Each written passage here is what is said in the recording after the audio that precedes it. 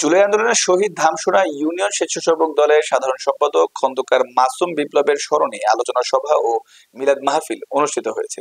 বিস্তারিত থাকছে staff reporter Shahidul ইসলামের প্রতিবেদনে।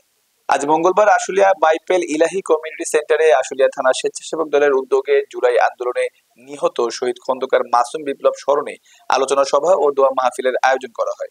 উক্ত দোয়া মাহফিলে সভাপতিত্ব করেন আশুলিয়া থানা স্বেচ্ছাসেবক দলের সভাপতি অ্যাডভোকেট জিলুর রহমান।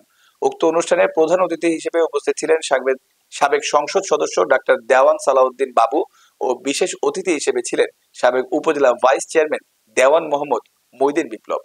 উক্ত অনুষ্ঠানে আরো বক্তব্য রাখেন ঢাকা জেলা বিএনপির স্বেচ্ছাসেবক দলের আহ্বায়ক নাজমুল হাসান ও স্বেচ্ছাসেবক দলের সাধারণ সম্পাদক আসাদুজ্জামান মোহন।